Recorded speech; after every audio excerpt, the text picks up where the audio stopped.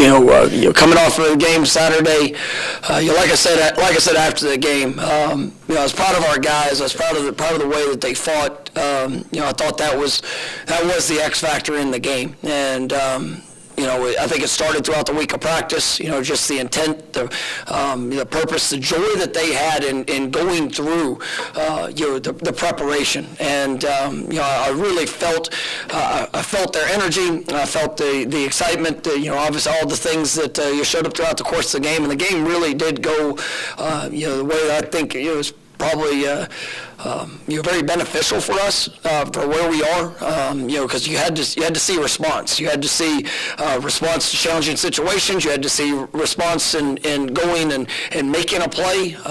You had to go see a response to finish, and all those things showed up there in the game on Saturday. Yes, a lot of things we have to continue to improve on. A lot of things that we've got to work on and clean up, and really, it's in every phase, but I was proud of our guys for what they did to be able to go get the win, there Saturday night, and I thought there were some really good performances. I thought our defensive line showed up, was very productive, impactful. I think we had 12 TFLs in the game. That was a huge part of the game. I thought we saw some young players that showed up and really did some nice things. I mean, Edwin with his first career interception. I thought Q was remarkable just in his coverage and the things that he was able. Really impressive for those guys, those young guys in the secondary, to be able to take advantage of the opportunity. KJ Kirkland continues to flash, and doing some good things. And then obviously. Offensively, I thought that some of the plays that were made on third downs, some of those cash down situations were big. Some guys that you really stepped up. I mean, I was so proud of Jalen Early, coming off of his first start, which was kind of unexpected. Just there in the Memphis game where obviously some challenges showed up, and but I thought he came out and played at a very high level here this last week. It was unfortunate. Rob couldn't go. Obviously, JB was not ready. I think both those guys have an opportunity to be back here this week. But to see Jalen and taking the week of preparation and just the mentality of how he played, I recognized him and there in front of the team because they were just really proud of what what he was able to do in that moment. You saw guys like Ja'Kai Douglas, who's been really really good for us over the years. But I mean, a couple big third down catches. Obviously the touchdown there at the end. I mean, it was a great connection there in that moment, and we had to have that play. I thought the run game really showed some life. I mean, that was a good Cal defense, and obviously the front seven, they've been very strong, this early part of the year, and I thought our guys were able to create some run seams. There were some things that we still get to clean up and build upon, but I mean it was good to see that the run game getting established, and we did miss some miss some explosive opportunities, where we got to be better. To drop, had a missed opportunity to connect vertically down the field, but. All in all, I mean, I thought it was it was a good team win, and I thought that the special teams, there was some good and bad that we get to continue to work through, but overall, I thought Alex was remarkable in helping flip the field, and just our coverage of Ryan continues to be great, in his kickoffs, and just get to continue to build upon a lot of those areas where our return game, we need, I think we're close. I think we gotta get a spark there, but I'm excited about the week that's ahead, and we have to go on the road, ACC, conference game is the first ACC game for SMU. I know it's going to be a great atmosphere, there for them, kicking off, their new start in the conference. But a lot of respect for their coaching staff, the guys that are there, and they've got a talented team, coming off a big win for them, this last weekend in rivalry games. So, we got to have a great week of preparation. I know our guys are excited to build off of some of the things that we saw and experienced this last week. week, but there's no question about it. We got to go get better, in every area. And I know our guys, they got off to a great start with that last night, and I felt that urgency, there in practice last night. So we got to carry that over here tomorrow. All right, first question will be Ira, second row on your right. You guys, even though you had only scored 7 points at the half, you'd moved the ball well. You didn't capitalize on some of those opportunities. What's the key to kind of finishing some of those drives? Well, we got down into the red zone, had the turnover, and that was just a bad play. I mean, it was one that we can't have the the interception down there. Obviously we had a couple negatives that forced in a long yardage situation, but I thought we did move the ball. It's just it's a consistency, making sure that we're executing there on the third down. We had a couple penalties that ended a drive where that where we were forced to kick, but I mean those were you started to feel a little bit of rhythm there in the first half, but it's still about being able to go down and finish. And I mean, I can't have the turnover, but I thought that was something that was productive. Coming out in the third quarter, we obviously you had a opportunity there, early in the third quarter. But I mean, I think we had 2 3-and-outs to start off the second half, and we can't have that. And I mean, we're trying to establish things in the run game, and we're close on a couple of plays when it comes to that. But obviously we got to be better when we get started. I thought that there in the drive, the third to the fourth quarter was good for us. It was something that we needed. We had to have a couple third down conversions that showed up, but it felt good to see the offense getting rhythm, but we got to finish drives. And the name of the game is scoring points and putting our guys in the best position to be successful. So obviously we got to continue to work and make sure that we're doing that. We'll go one row back to Liam. You mentioned in your opening statement about a different energy and preparation, and a couple of the guys after the game mentioned the same thing. Was there anything in particular you saw in their prep last week that kind of changed that for you? Well, I mean, I thought they had fun competing. I mean, to be honest with you, I mean, it was, I can't sit here and say this team has not worked. I mean, I do believe that they've worked in practice. I believe they've been trying to get better, but it is still a different mentality when you feel that edge and that urgency and that was the thing that kind of stood out. There was good plays and bad plays in practice of last week, mistakes that were made, but there was an urgency and enjoyment for that work, and seeing guys going at each other and competing with each other, but all with the a positive mindset of what we get to do. And when you face disappointing results, it's at times, I mean, you want it so bad, you go out there and you work and everything's, you could just grind through the work. But I mean, I thought just the, that mentality was really special. And I mean, it was something that I told our team before the game. It was motivating to me to watch them come out and prepare the way that they did, just with the mindset that they had. And it's something you want, you desire, you ask for, but they made the choice to. And I was very confident in what it would look like, and that's where I felt us play like we're accustomed to playing here at Florida State. It was hard. It was there was energy. There was excitement. I mean, obviously we had an incredible atmosphere with our crowd. I mean, it was a fun game to be a part of, and just with all the different elements that showed up. I mean, those guys responded, and but I thought it was the response in the week of practice that prepared them for that. Come over here to Chris, front row.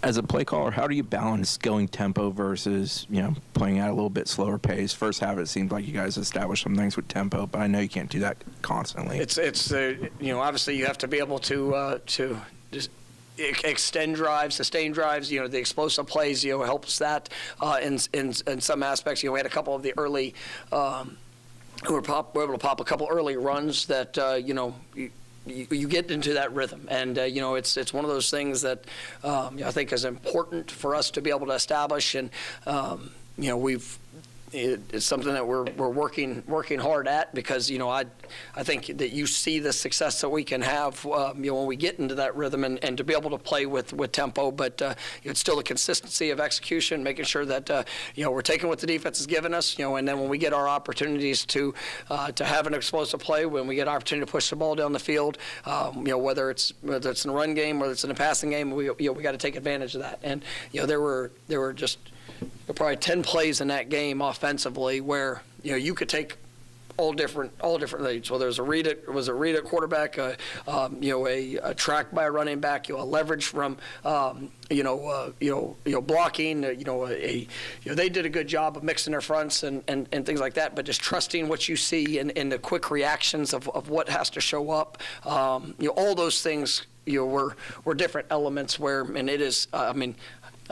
I see progress. It's about the final execution of it, and we had a drop ball and a potential explosive that was big. I mean, those are the things that have to be cleaned up just so we can jump into the rhythm and make sure that we're pushing the tempo and playing and attacking the way that we want to.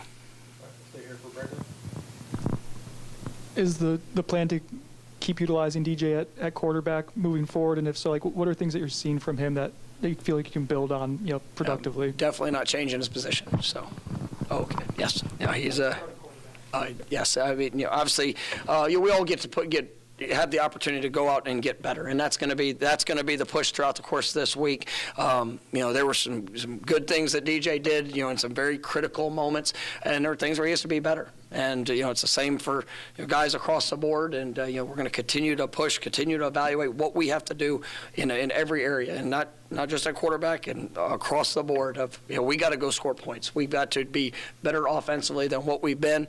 It's a challenge for every person, coaches, players, all of us. And so we're going to continue to push to do everything in our power to make sure that becomes the reality of how we operate.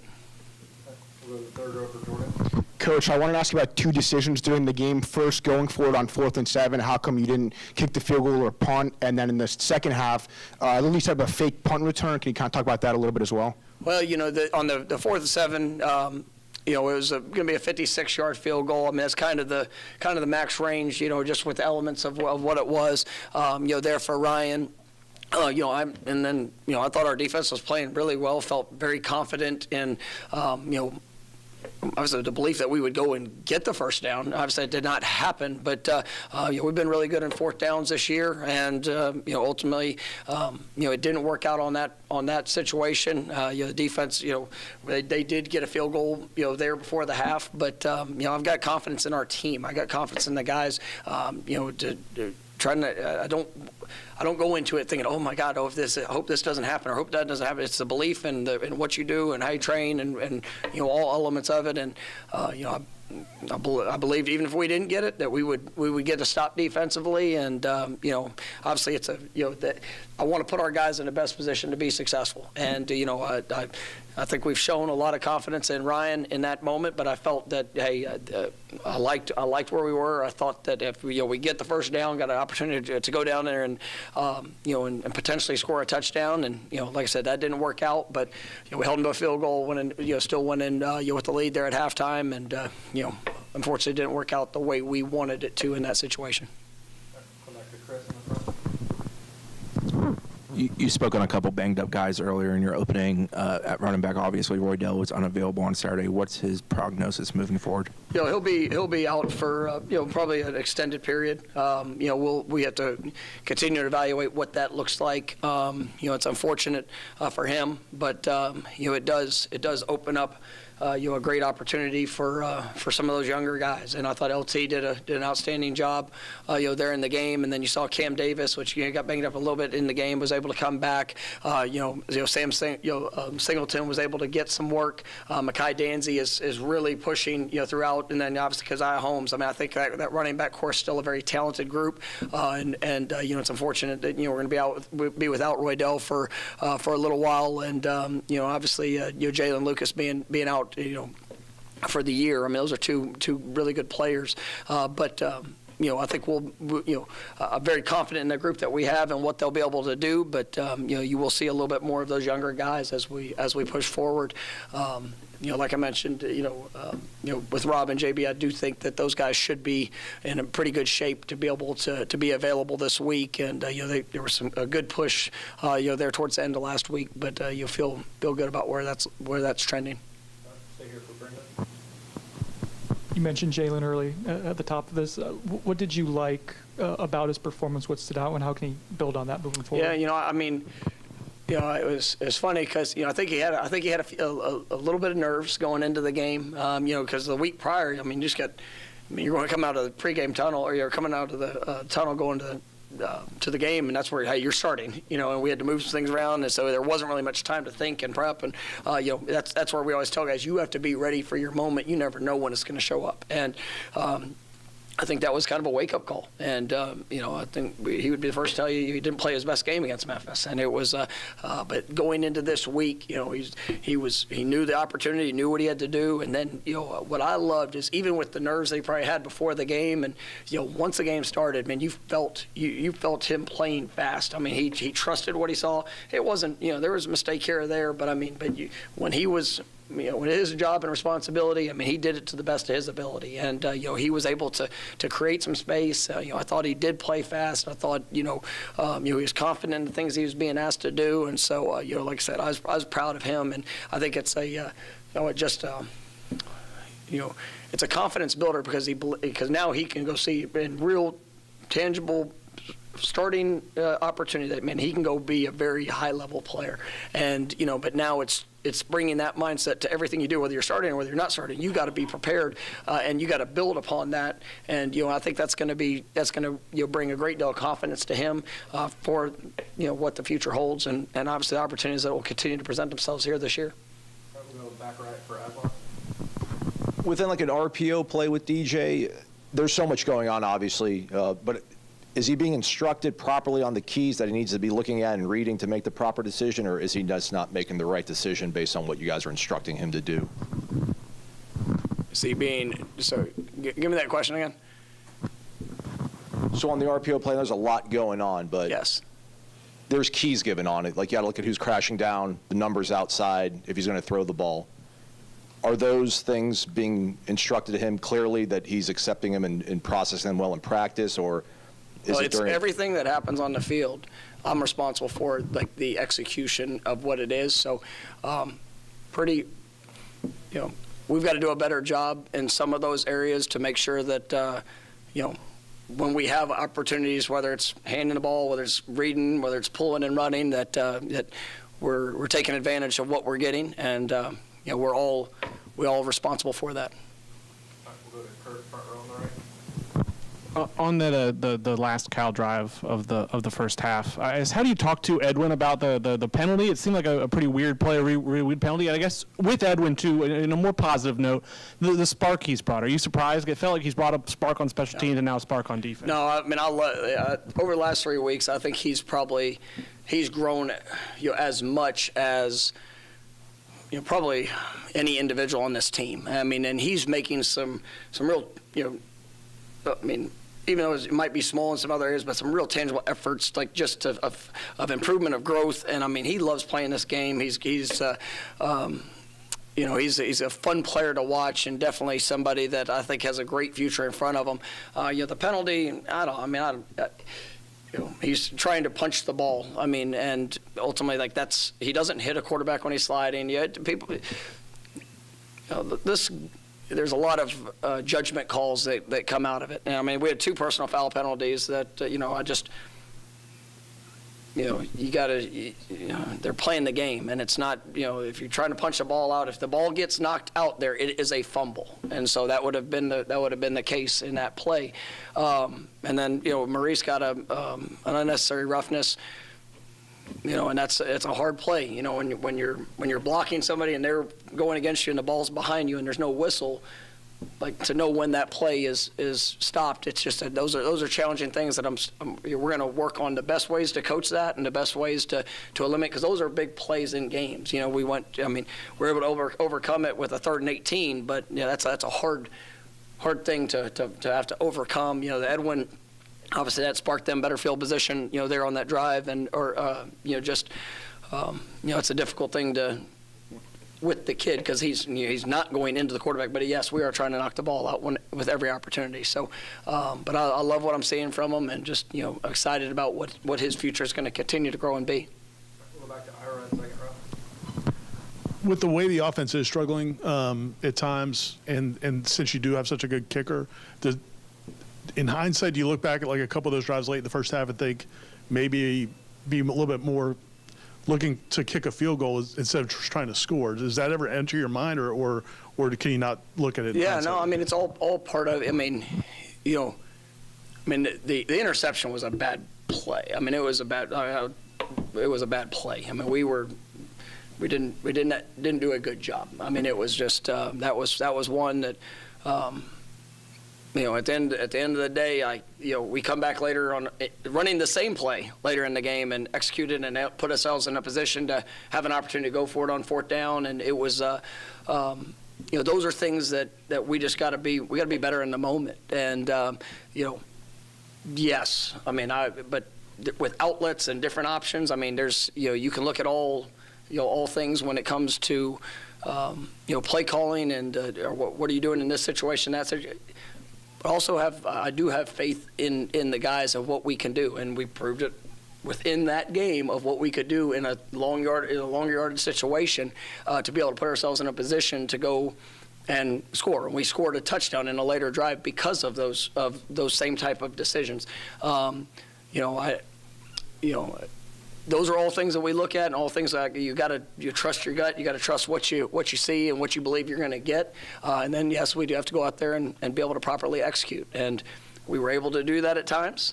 But on the flip side of it, you know, obviously that was a bad situation where we missed out on opportunities for an opportunity for points. All right, we'll go back a row to Peter.